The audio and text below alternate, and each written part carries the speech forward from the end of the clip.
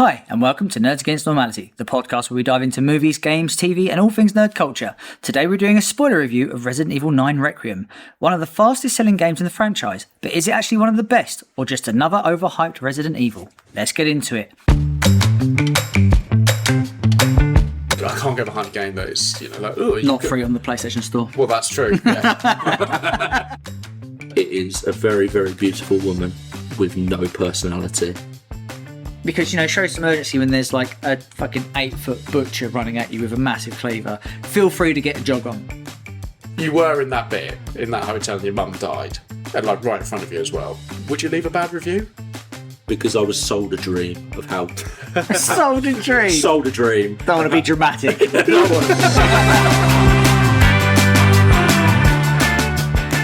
I'm your host, Harry. Think of me as the typewriter in the corner of the room, always there, occasionally useful, and only truly appreciated when everything's already gone horribly wrong. I'm here with Ben Sheridan. Ben likes to think he's the nemesis, relentless, intimidating, and unstoppable. In reality, he's closer to one of those early game zombies you panic over for no reason, loud and more of an inconvenience than an actual threat. Cool. Our other host, Victoria Francis, has sadly come down with the T-virus and can't be with us this week. So joining us will be friend of the pod, Nathan Bailey. If this was Resident Evil, Nathan would absolutely be a licker, lurking in the background, skulking across the floor, and windmilling anything that makes a sound. Hello there! Hey, it's Nathan! He's back! Just to warn you, this podcast will contain a heavy amount of swearing, adult themes, and the occasional bullying of Ben. Please follow, rate, and subscribe to us on the social medias, plus wherever you get your podcasts from. Make sure you join in the fun by taking part in our Spotify polls, and please buy our merch to keep this podcast going. Definitely get involved in the polls this week, as it's quite important. Right, so Nathan, you haven't been on the pod in a while, not since we did our Expedition 33 review, I think, which is obviously about a year ago now, which is insane. Didn't listen to it. Can't do one thing for that. Yeah, who would? Who did? Go to the analytics. What have you been up to? Play anything good? Play anything shit? As you may know, a game called Crimson Desert came out fairly recently. It was promised as this big open world RPG sandbox game, and I think I described it to you not that long ago, Harry, that it is a very, very beautiful woman with no personality. That's basically what the premise of this game is. It's a beautiful game, but there's just the whole world just the Sydney Sweeney effect. It's just one of those games. £60 well spent then.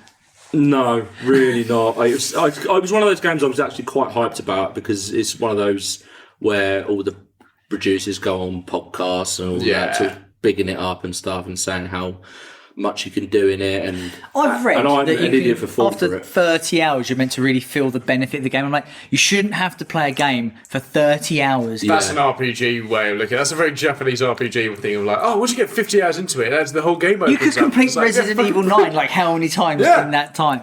And I got to only like chapter 4 in it, and from all the stuff that I read, apparently it gets really good about chapter 8.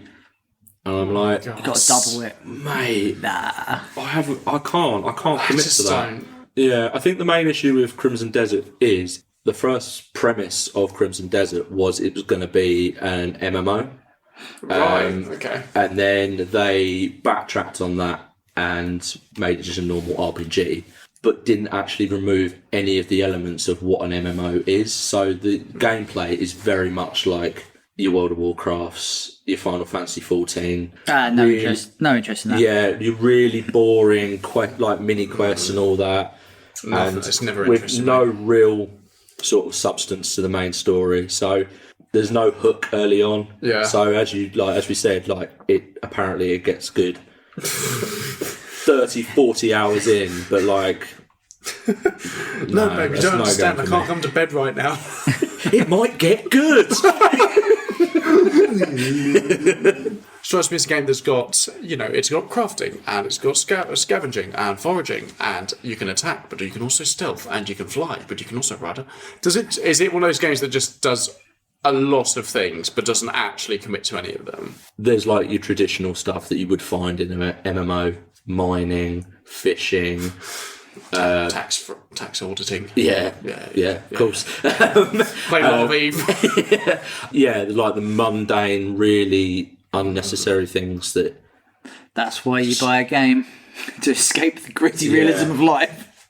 I do 40 hours a week at work. I'll come home. I want to do 40 hours a week on my game. Absolutely. I'm doing work. Yeah.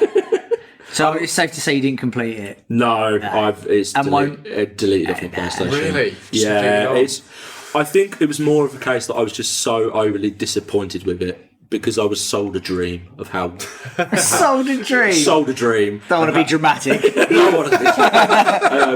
Of how good it will be, what's in this world. Who made it, mate? We'll go around there. I can't even tell you who made it. Capcom. I won't have a bad word said about that. I would probably never play it. I've ever heard of the publisher or the developer either. So this might be their own. Have you heard of a game called Black Desert? Is it them? That's them. So the Black Desert game is an MMO online. So you could see the correlation to what they were probably going to do. But yeah, it's them. I remember watching the trailer for Black Desert and just going like, I remember this in 10 minutes. I don't want to seem cynical. And here you are remembering it. Indeed, they've got me again. They got you. By the way, we're sponsored this week by Clinton Desert. I can't get behind a game that is, Not free on the PlayStation Store. Well, that's true. Yeah. It's not a monthly game on PlayStation Plus. Do I eat or do I spend the welfare somewhere else? I just can't. I can't get behind a game that does, it's ultra realistic or like you've got to do X and Y and all this stuff around it. I like RPGs, but I can't go any further than like your Final Fantasy sort of. There's an open world, and then there's an empty open world. Yeah, there's nothing in it. Yeah. For example, like a Final Fantasy VII Rebirth, the whole world is just brimming with everything. And it's not so much open world, it's just mass sections. No. But there's so much to do. Yeah, they're like, I don't want to sound like a twat, but it's just like open zone. Yeah, it's an open zone game. So is that now? How much was it? Do you remember? Do you know what? It wasn't at the top end of normal like games. So the usual price would be like 70 quid. Yeah. I think it was like 55. So, but still, like, okay, that's a loss. That's 2 welfare weeks. All right, so from one game to another, let's talk about Resident Evil 9.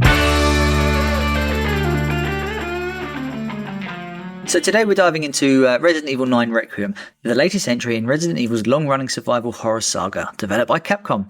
The game introduces new protagonist Grace Ashcroft, alongside returning fan favourite Leon S. Kennedy, as they investigate a string of mysterious deaths tied to the aftermath of Raccoon City. What starts as a routine case quickly spirals into a deadly conspiracy involving bioweapons, infected horrors, and the lingering shadow of Umbrella.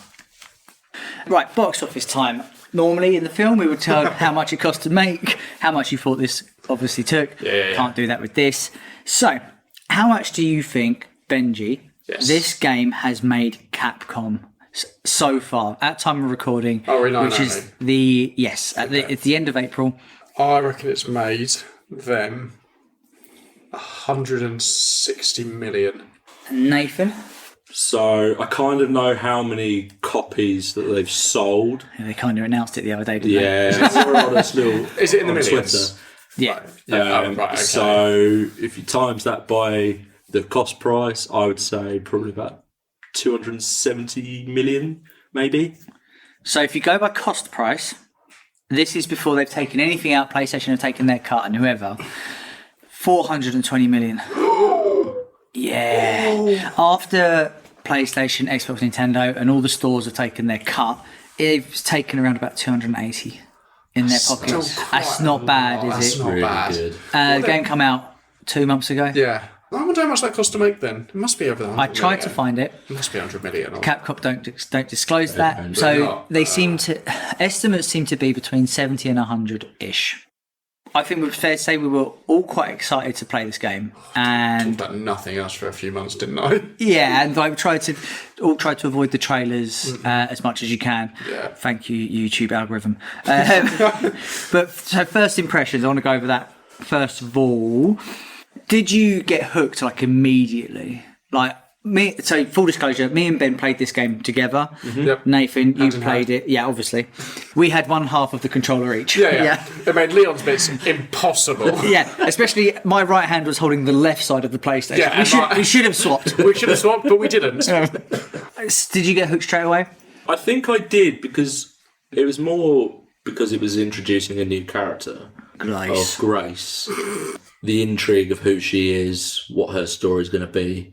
And it started off quite well in terms of it drops the hook in, oh, my mother was murdered in the in this hotel. But you need to go to this hotel. And then the world's worst boss is like, by the way, Grace, I'm sending you and you alone to this house.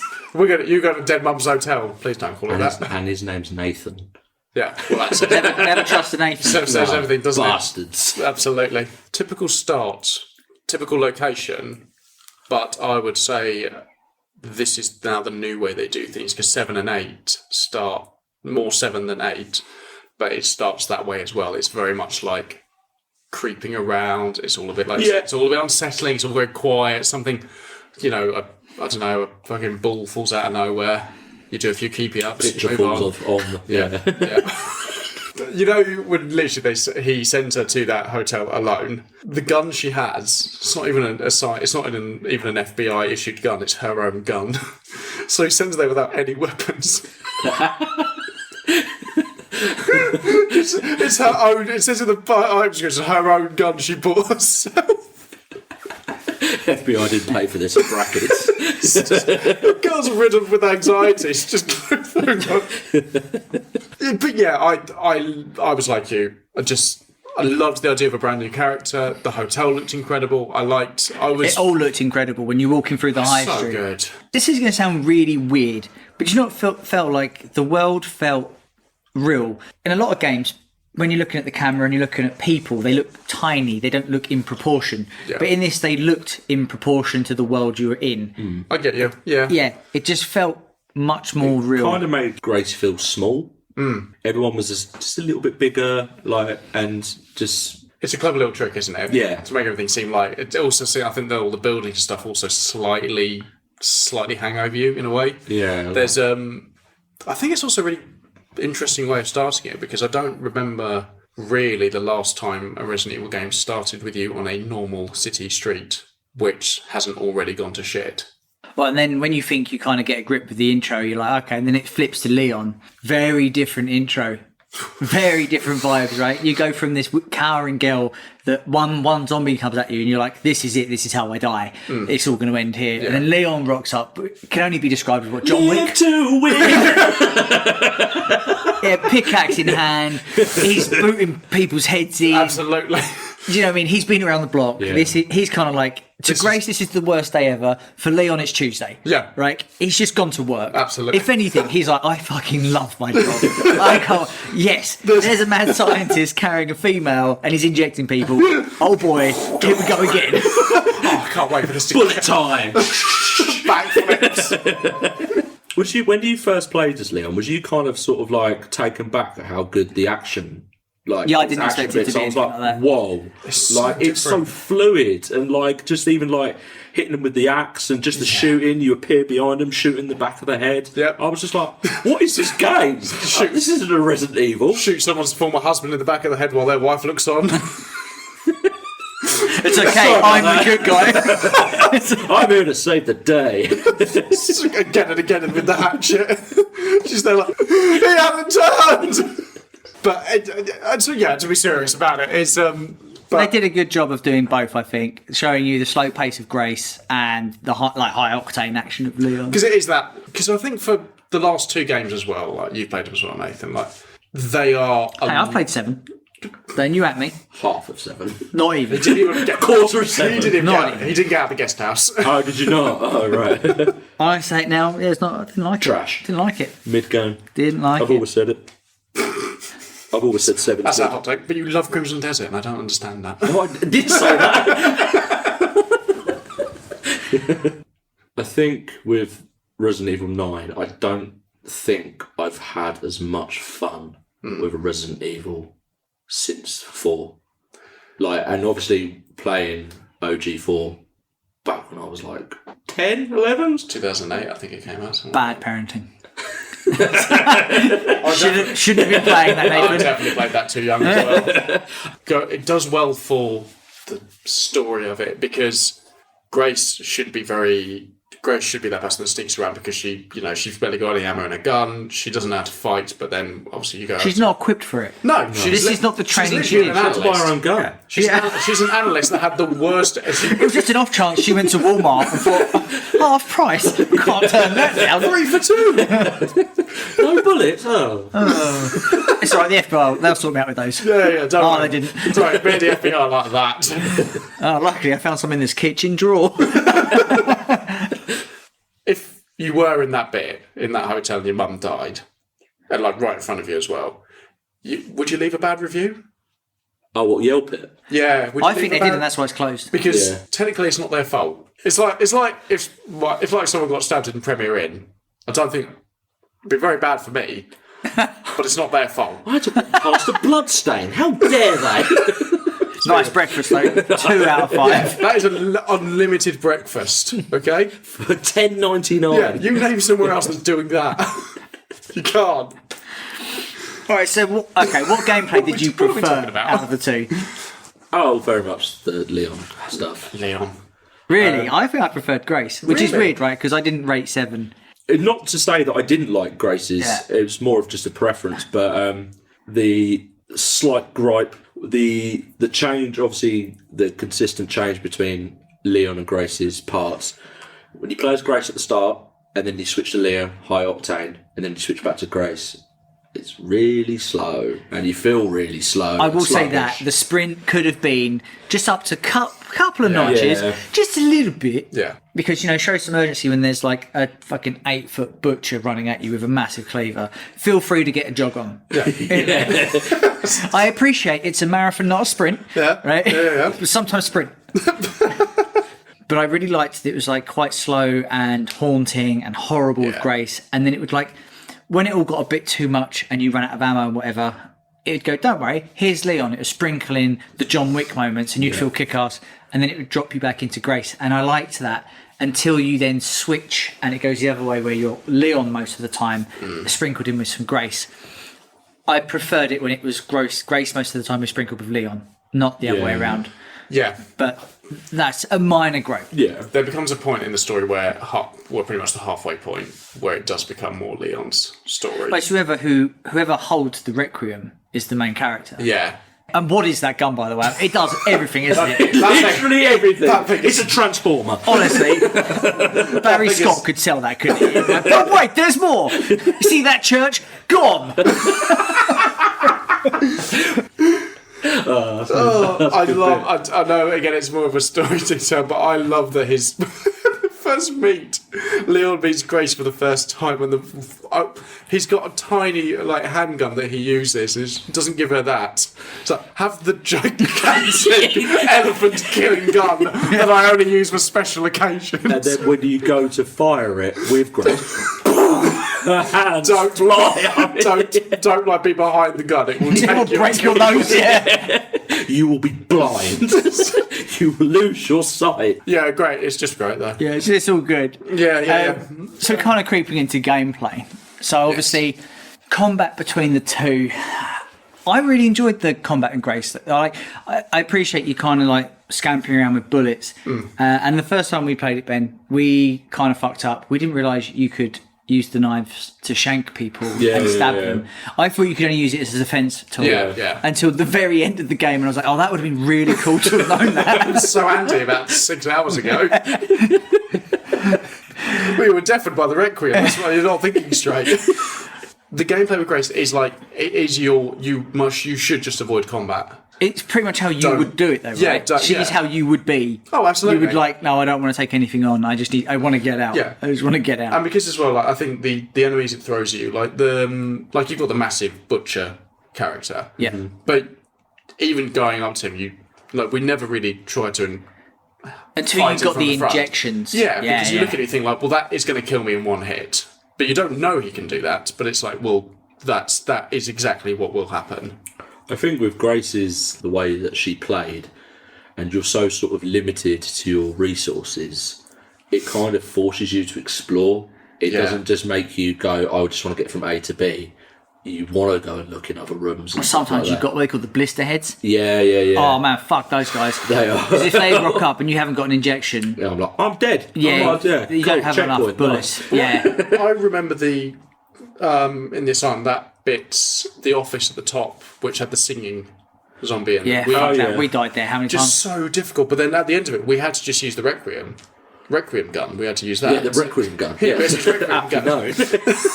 But it's like, when you use, so we had to use the bullets in that specific bit because we couldn't get past them. But do you remember how much that you wouldn't fire until they were right on top of you? You don't want to miss. You couldn't afford to miss. No. Because not just there was barely any bullets in her levels, but she also can't aim very well. No. It's just not as tight. And she doesn't have a Leon where, like, if you knock them to the floor, you can do an action, like to get the axe in their head or Push them whatever. Hers is, push them over. And then run. Yeah. Just save bullets. Yeah. Don't bother. But then the issue I found, definitely on my first playthrough, is if I hadn't killed them and I've just run into this other room, they're just chasing me. They're just coming into that room and they're coming for me. Yeah. And I was like, well, I haven't got enough resources to kill you now, and now I'm going to just have to try and push you over or get bitten and then try and move past you. When you first come across Fat Boy and he squeezes through the corridor, was you ever in a situation where you were standing right in front of him and trying to shoot him, and then he does that, he slips out and does that incredibly fast run at you and then slams you into the wall? No. That is a thing. Oh. Does he do this Honestly, when he goes through the... honestly, I hope so. I don't get too scared from video, but that bit, it just took me by surprise. I was just so Turn off, see the oh my god! It just runs at you so fast and just insta kills you. Oh, insta-kill. Yeah, insta kill. nice. Yeah. Jesus. You can fuck the game over. So there's a zombie that's blind, and he keeps on going on about the noise. Oh, the guy with and the, he's holding a med bag. Yeah, thing, that's it. Oh, yeah. yeah. If you can line it up where the fat git is walking through the alley and you chuck a bottle, he'll run at the bottle and he'll just run into the fat bastard and he'll just wail on him. He's the ultra And he'll strong kill him. zombie, yeah. Yeah, kill him. No way. Yeah. Yeah, I've seen people do that. Did you explore on your first playthrough?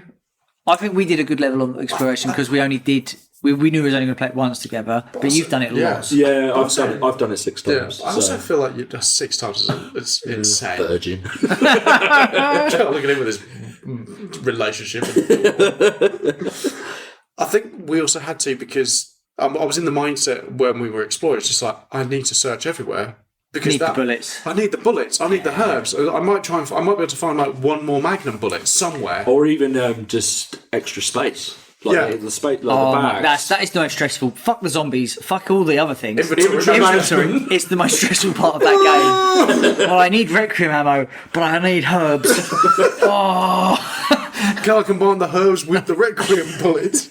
I think it's fair to say, Ben, that we play the game a bit differently. Yes, we do. Oh yeah, That was an added stress. The Redwood Hotel is mostly Grace, and we sort of had a thing at the start. It's like, well, if you play Grace, because you just had it, I'll play Leon, and then if we need to swap over, we will. I think, in hindsight, it would have been better if we'd swapped around, because I've found I'm much more patient than Harry. I run round the lab as Grace. Grace turns into Leo.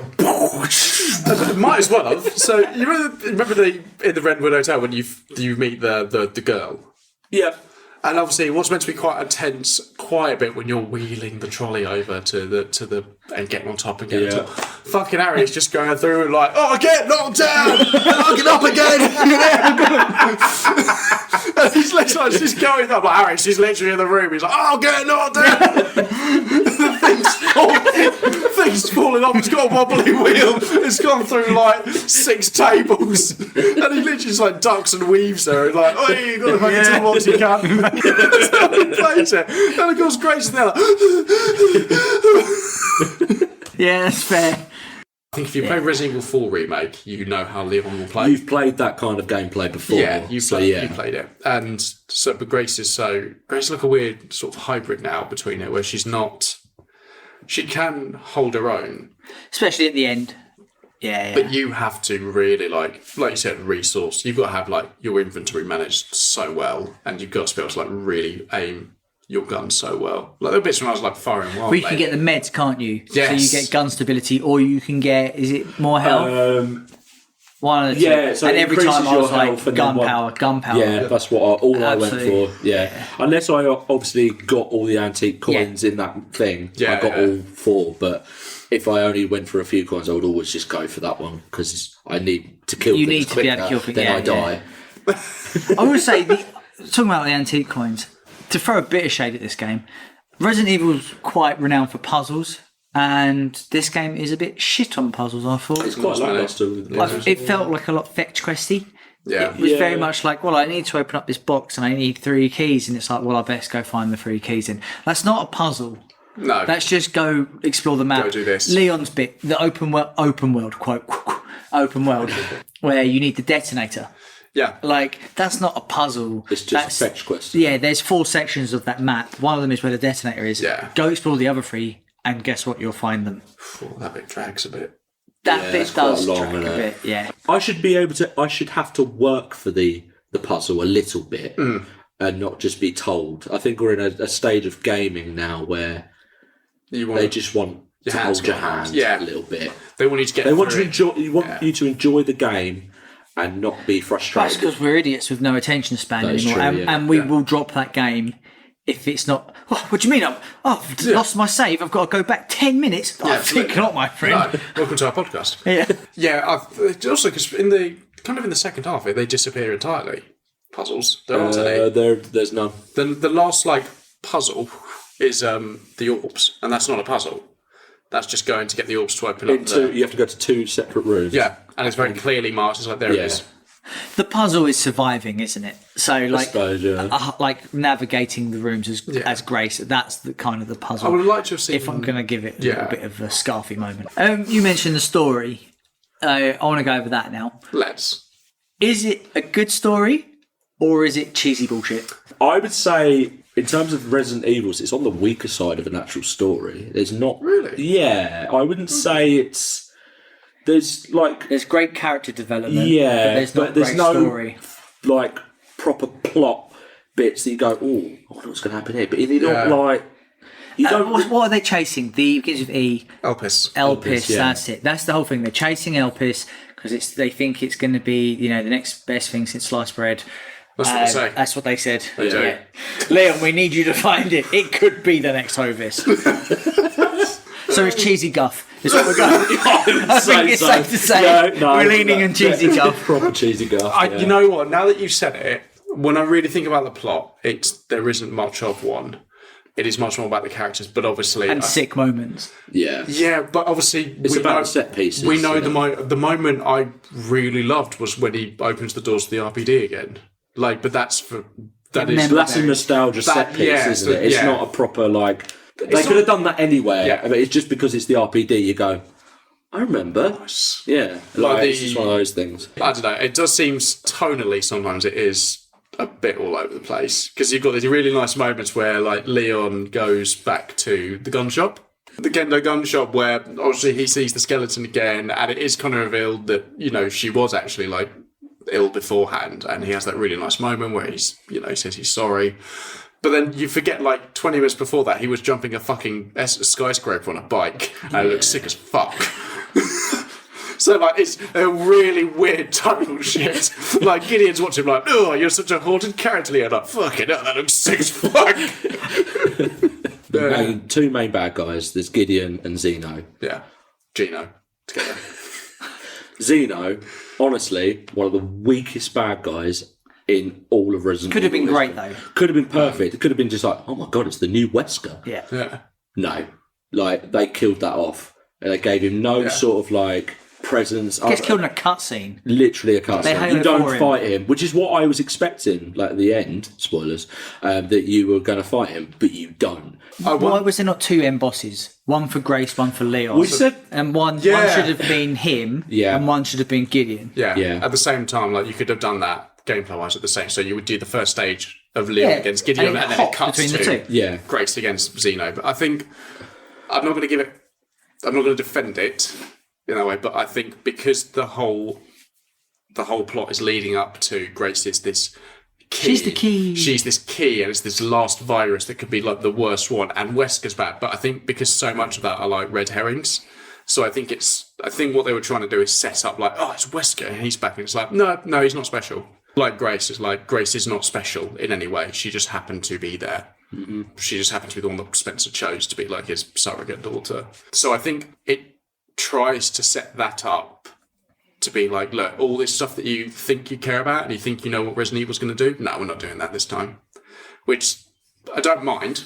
I think it kind of works. Like, I like the virus in it. I like that it's complete antiviral, which takes away his powers. I think, Xeno, I very much saw as a weak character. Mm. Gideon, I didn't mind. I forgot it was in the game. Yeah, well, So when he turns up at the end, I was like, oh yeah, you're in it. Yeah, you're still alive. Like, can't break a bike. But obviously, Gideon, if you pick the right ending, is your final boss. Yes. But I think I mentioned to you that Gideon is a 2-stage fight. It needed to be 3. It needed to have that extra. Agreed. Because the first part of the fight, you're just fighting him and he's jumping around, electrocuting the floor. You're just shooting him and you just have to weaken him enough to get to the cut scene where he transforms. Mm. I think there needed to be something in between the point after you fight him the first time and then the nemesis bit at the end. I think there needs to be something where he evolves into something big, still walking around on the floor, attacking you and that, rather than this kind of gimmicky final boss fight. You just got to shoot the little That was naff. That was naff. And then you're like, ugh. Do you think it would have been better to have had the first... So you have Grace v Xeno and you have Leon versus Gideon. Then you'd play... I don't know, if that was the case, you play Leon's that's fine. But But my thought was, if you play... So you do the first stage with Leon against Gideon, but then, I don't know, the arena half collapses. But then what you do then is the second stages of those boss fights, it's swapped around then. So then Leon... Leon versus... So Leon and Zima, and you could do a very cool, hand-to-hand combat fight. Parries and shooting, and you're like, because these are two evenly matched people, but then obviously you give Grace her moment, which is what every Resident Evil character needs to have, is that you took down the final boss. Do you know what I mean? Like, she's done it in the vein of Jill Valentine now and Claire Redfield. Yeah. She just kind of just... She lays on the out floor. of the picture and just laying on the floor. She literally had on the floor. Yeah, she just had no... Yeah. impact on that final fight at all, other than just releasing the Elpis. Yeah, that was it. Yeah, she had no. God, thank God you talked in the right. Like, it's very case sensitive, that it is, right? Right. So game time. Moving on to game time. Resident Evil Project Recast. That's what I've called it. So I gave you guys a text message yesterday saying you've got unlimited budget. You can pull any actor into this film. The next film's coming out. You're directing it. I gave you your characters. You've got Chris. You've got Jill, Leon, Ada, Albert Wesker, and a Tyrant. Right, so very classic Resident Evil vibe. And also, because Nathan asked if he could pluck characters from the past, from the grave, I was like, fuck it. Get a time machine. Fuck it. You can pick anyone you want. You can pick absolutely anyone you want. So I guess we'll start up with Chris Redfield. Who did you go with, Nathan? Alan Richson, as in Jack Reacher. He's a big bastard, isn't he? Generally, I was like, I couldn't think of anyone. I was like, but he's a massive man. He could punch boulders. Generally, could be Chris Redfield. That's a strong start. Well, you're going to love my answer. Is it Alan Richson? Who have you gone for? I've gone for Alan Richson. No, you haven't. Fantastic. It's the most Chris Redfield man ever. Because I was just like, who punches boulders? Who's big enough? Why is it after 9 games? That's all people remember from him. That's all he's done. Yeah. I don't remember anything else. So you both went for Jack Reacher, right? So also heads up for the listeners, the poll will be this. You can decide who had the better cast. So far, probably a draw. Nice. Generally One vote each. I've generally got Alan Richson. Nathan, you've got Jill Valentine as... Anna de Armas. I know she's not American, but she's the person that I think looks most like, as an actress, Jill Valentine. Who is she? She's definitely in one of the Knives Out films. Yep, she's in the first one. I do recognise her. And she does look like Jill. Yeah, baby. Oh, yeah, hang on. She's, the one from James Bond. James Bond, Blade Runner. Yeah, like, that's... Shit film, mate. Shut up. That's actually a point against her now, sorry. Oh. Bollocks. Can I change it to my comedy answer? Melissa McCarthy. All right. Yep, I like that. Benji, who'd you go for Jill? So I've got two, but Pick one, man. I will go with the one that I know would have an easier time maybe acting, but I would probably choose the other one based on the look. So I'm going to go for Jill Valentine, Margaret Qualley. Oh, nice. Who the fuck is that? You seen The Substance, yeah? No, that's Okay. Demi Moore. Margaret Collin, did you say? She don't. That's not a good pick. That's not a good pick, mate. Margaret Collin, Oh, it's night and day! same person. Wasn't she in that Quentin Tarantino film? Yeah. Put her feet on the windshield. Yeah, she did. Yeah. Margaret Qualley. Qually. That's Oh what my I god, know for. that's what you're famous for. You put your feet on. Yeah. Just realised why she does that. It's a Tarantino film. Yeah, obviously. Fuck's sake. Feet everywhere, mate. Oh, okay. She's in Happy Gilmore too. Is she? Yeah, apparently so. Well, I'm going to say that Nathan's probably got that one. What? Nathan, who did you go for Leon? Right. I went for Jensen Ackles, as in Soldier Boy from The Boys Dean from Supernatural. and Dean from Supernatural. Okay. Yeah, I can see that. My pick would be Glenn Powell. Glenn Powell. Yeah. Okay, I could see that as well. Yeah. Show me a picture of Glenn Powell. I can't remember. Star Fox Man. Glenn Powell. Oh, no. Yeah, No, yeah. I do see it. He's in Twisters and... Yeah. He was Yeah. in the Top Gun movie, wasn't he? Yes. Yeah. Plays the jet. Yeah. Yeah. Oh, so you know he can do the hair.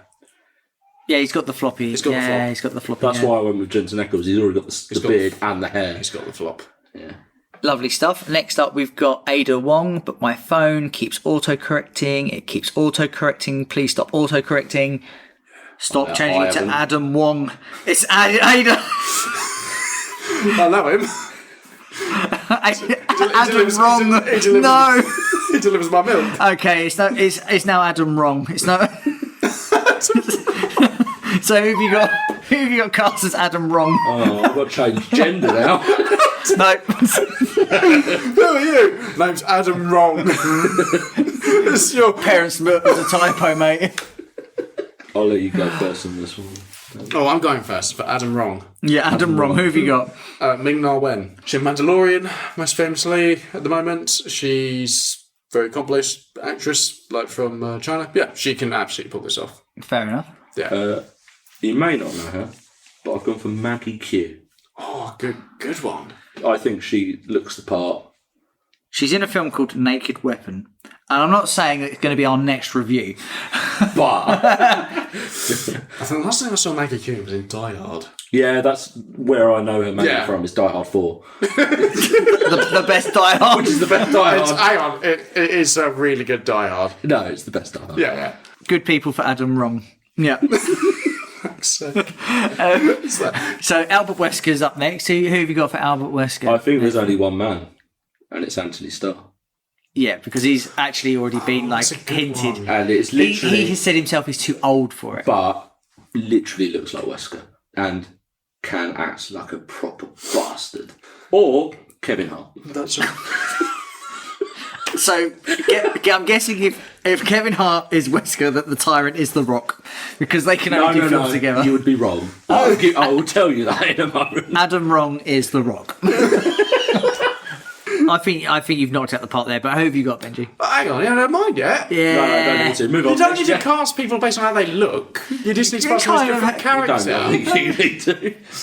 So you'd have Elijah Wood then, I guess. Yeah. Well, you've spoiled it now, yeah.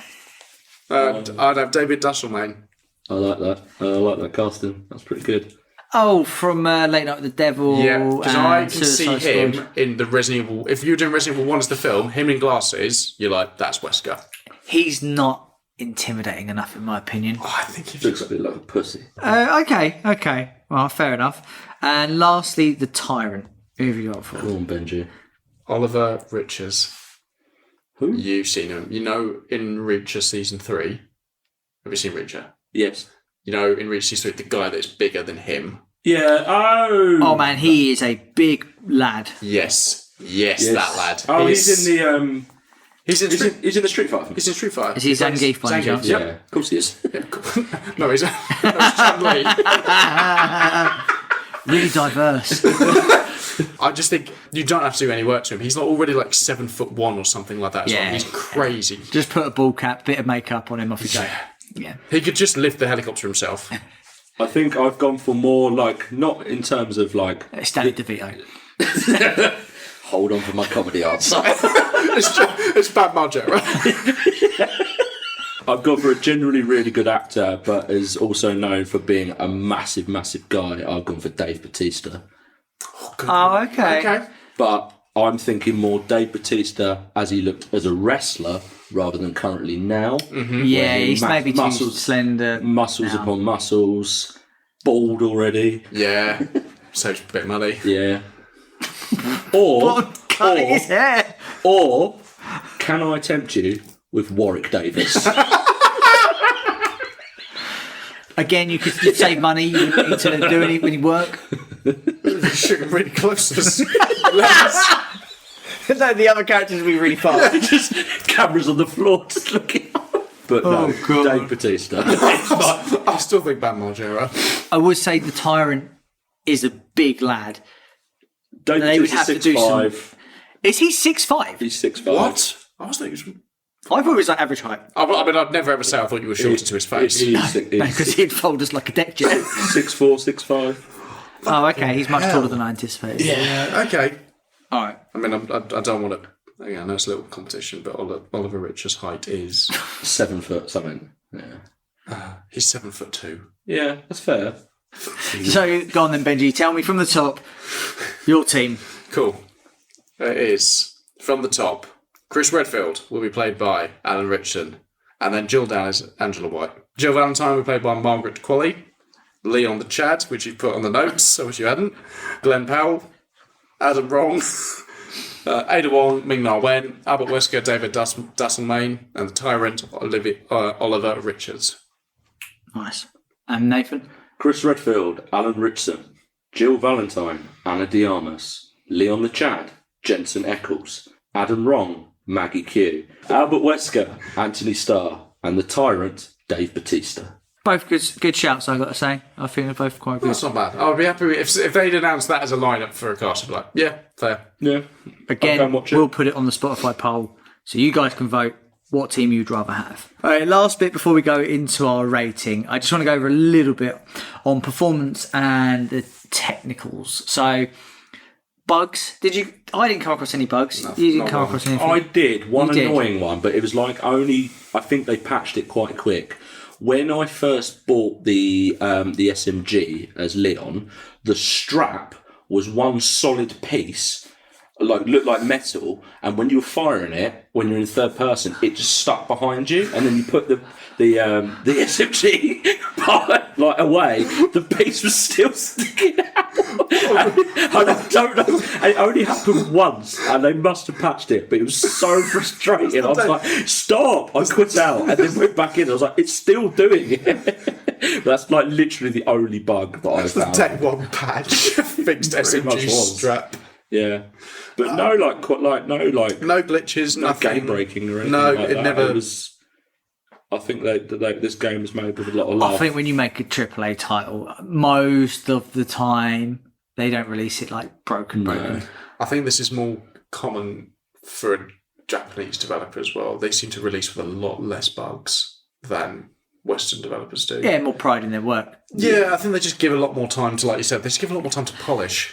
And being a bit nerdy here, they've been using the RE engine for how many years? 10 years? Since Seven. Since seven, That's right? our Yeah, that's the engine. So they know their way around it. Yeah. I would say actually that it's time to move on from the RE engine. Yeah, I think I think it or looks 2.0. good. Yeah, but I'm now starting to think that the character models don't quite look right. Like when Leon's head on, his face just doesn't look quite right. I don't know. You compare it to other games that have caught up. It looked fantastic 10 years ago. But if you play like God of War Ragnarok, like those facials, like, they are amazing. Like, Yeah. they really look like just not real, obviously, but they look impeccable. I would say the RE engine is still good and it performs well and all that stuff. But yeah, like, at some point I think maybe they will have to, but I don't know if I agree that it's got to be now because I think it will move on with the next gen of consoles. Yeah. Obviously, because they'll be sort of half forced to. They've got the foundations of what they need to do. Is now to, as you said, just to not move on, but maybe like Evolve it. evolve it. Yeah. One thing I'm over with modern gaming is fake loading times.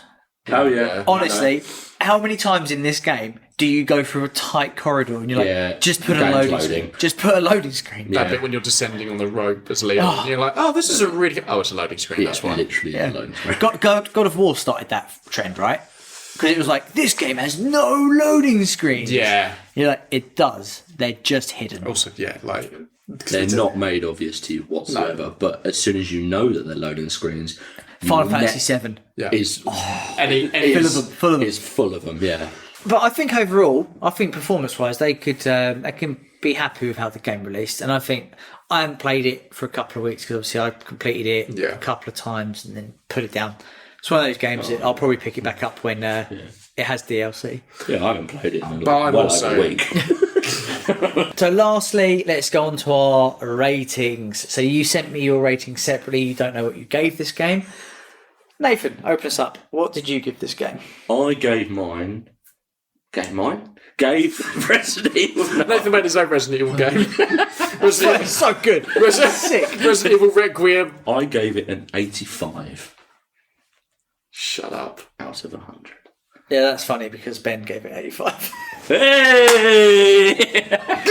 Fantastic. Right, you first, Nathan. 85. I thought this was low for you. I thought it'd be higher. I'm very much a person who is very over the top with all the ratings I give. Every game. This is the best game. ever. This is the best game I've ever played. It's never going to get better. 80%. I'm the opposite of IGN. You are the epitome of the best game ever. I mean, every time I speak to you, you're like, honestly, it's the best game. best game I have I've to ever take played. it with a pinch of salt. 85 because absolutely fantastic game. I enjoyed every second of each of the 6 times I played, even on Inferno mode or whatever. Insanity mode, yeah. Obviously, like we mentioned earlier, minor plot points and the very meh bad guys, like final bosses type thing. Slightly, that's what took the score down. But yeah, like if I compare it to games I would give 95 to 100, like my Elden Ring, like my Expedition 33, it's not gonna quite come close to that. So that's why I got an 85. Fair enough, Benji. I kind of agree with most of what Nathan said there. Well, that is the trouble when you both give the exact same score. Give yours an 84. I agree with almost all of your points, but one. I think just the gameplay is, on both sides, just razor sharp. Different ways of playing it, but they always kind of complement each other. They play it. It looks great. Sounds great.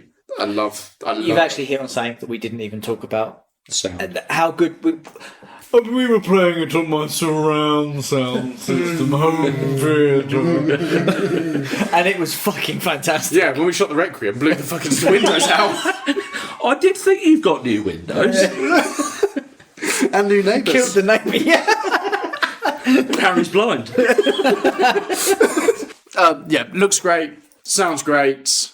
It just lets it sound down a little bit with its story and its plot. I think it's a very Resident Evil plot, but I don't really want that to be the sort of excuse for it. I think it can do better. I know they can do better, but also this game, when I finished it, when we were getting towards the end, I was getting sad because I knew it was about to be over. And I was like, I just wanted more of this. Not my favourite Resident Evil, but right now, this year is my game of the year. Yeah, it's my until something else captures my attention. But at the moment this year, there's not much pickings for game of the year. So yeah, Resident Evil 9 Requiem gun, just fantastic. That's what it will be called now. It'll never be called anything else. What about you, Harry? What did you give it? So I gave it the highest out of the three of us. I gave it 90. Nice. And Why? I would say, to give you some different points, the thing that detracted it from me from being any higher, even though 90 is obviously a high score, the lack of a new game plus where you keep your inventory and then go again. Wasn't a fan of that. I think that's a basic thing you should put in every game. I'm surprised that didn't happen. They have a kind of new game plus, but it's kind of half-assed. You can buy stuff at a special store and you can buy unlimited ammo and whatever. So that's a little bit of a nitpick. But I don't care about the story. I didn't buy Resident Evil 9 for the story, That's fair. but I'm a bit miffed that I paid 65 quid for a 12-hour game. Right? Yeah. If you was to complete this game once and never touch it again, that's not good enough value for money. No matter how fun it is, that's frustrating. So at least I got a couple of playthroughs out. Like in my eyes, if I had a New Game Plus, I probably would have given it 95. I loved it. I thought the horror element with Grace was toit. I thought the action element with Leon was great. The only gripe was the detonator bit where you're kind of a bit like, please, can we move on from this? Oh, yeah. Similar vibe to Ben where I felt like, where's more? Where's the more? I just want more. Just want the DLC now. Yeah, and I think that's a great sign for a game.